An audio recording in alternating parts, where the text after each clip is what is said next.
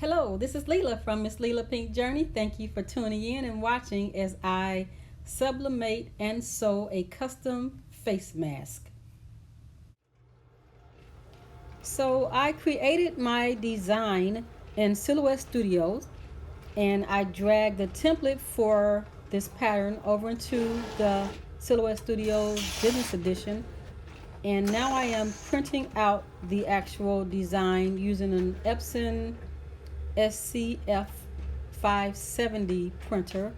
It uses roll paper and therefore I can print a bunch of designs all at once.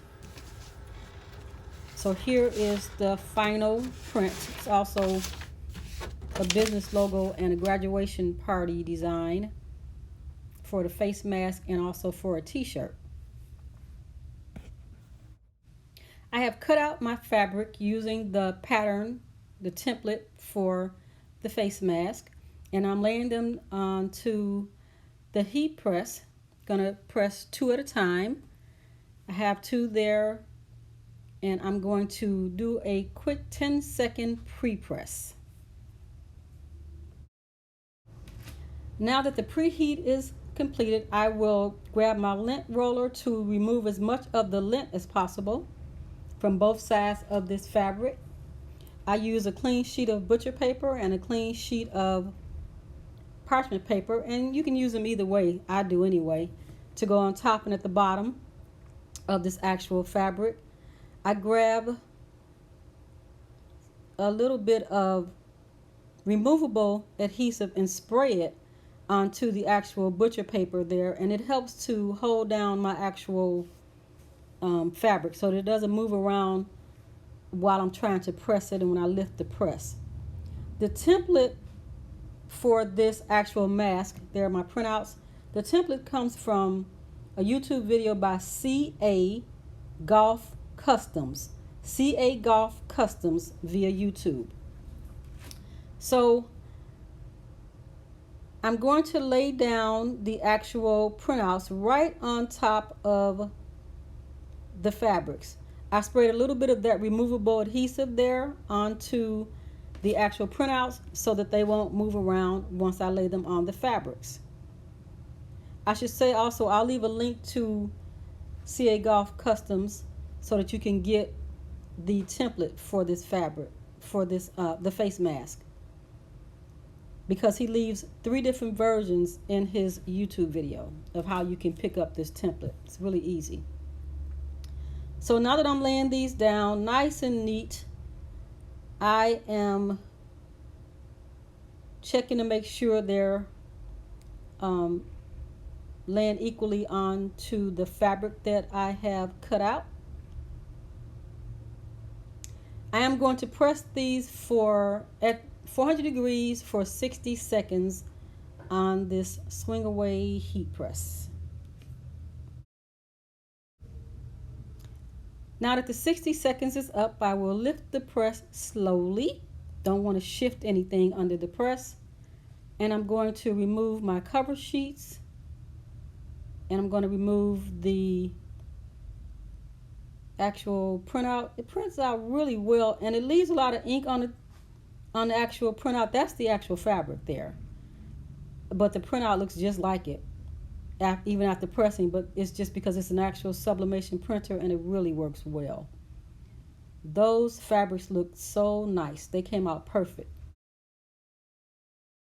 While creating my mask, I always cut a half sheet of interfacing, lightweight interfacing, to go behind my mask. I cut them in the same template as the mask, but only half of that.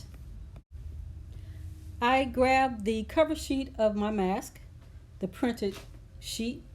I placed that half sheet of lightweight interfacing behind it, and I fold them in together. I sandwich them in together with the good fabrics facing each other. I'm going to sew right across those little divots there.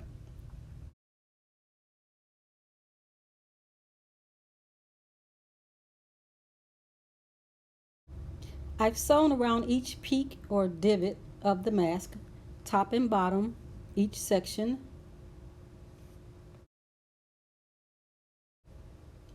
Now I'm placing the fabrics together, kissing them together so that I can sew them across the top and the bottom of each long edge. I'm leaving the sides open. I've sewn around the top and the bottom of each end, the long ends on both of the masks. Now I'm going to carefully flip them inside out, very carefully. Just want to reveal the mask. Sometimes I grab a chopstick that I have and flatten out the edges very carefully so that I don't rip the seams. Once I get that open, you can now see that it's actually forming into a mask. I'll do that on both of them, flatten them out really well with my fingers as much as possible before I take them over to the iron to iron out the seams so that they lay down real neatly and begin to look more like a mask. I am folding in both the sides on each mask because that is where I'm going to lay my elastic. When I sew my elastic, I sew it over several times. That came out really nice. Cynthia's having a graduation celebration this weekend. She's going to have a parade, so she'll wear her mask during her parade. Going to take the one for Twala's Spices. This is a business logo mask, and I'm going to carefully flip it inside out, carefully, just to make sure I don't rip any seams on it. Yeah, making sure that I have the two sides that I want to show, the front and the back, because there's 4 layers in there.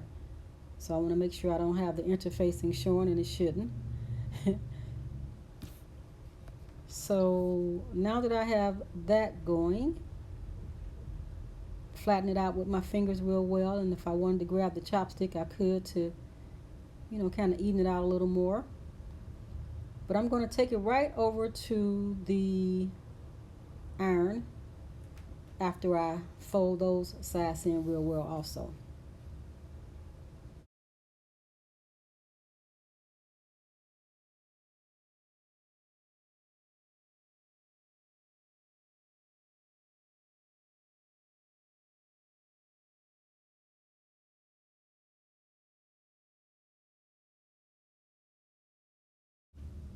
Elastic is hard to come by, but I did get my hands on some more.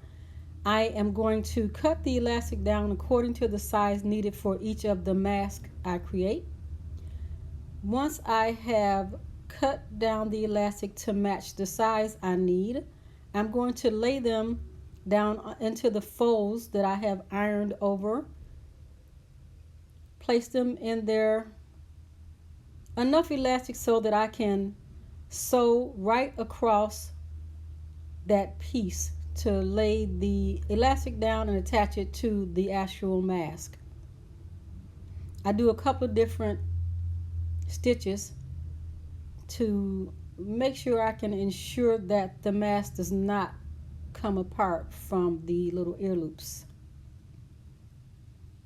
Laying it in there, and then I'm going to stitch right across there.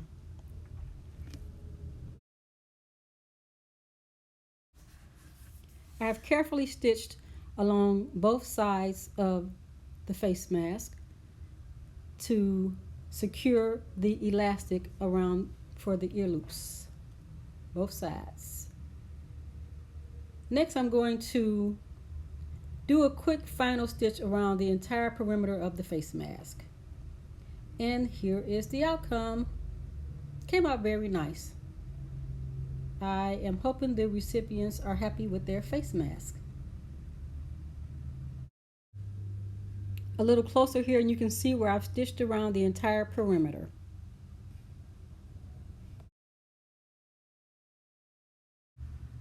Custom face masks have been completed for TwalaSpices.com and also for Cynthia's graduation parade. Thank you so much for watching. Please like and subscribe, and please stay safe. Thank you.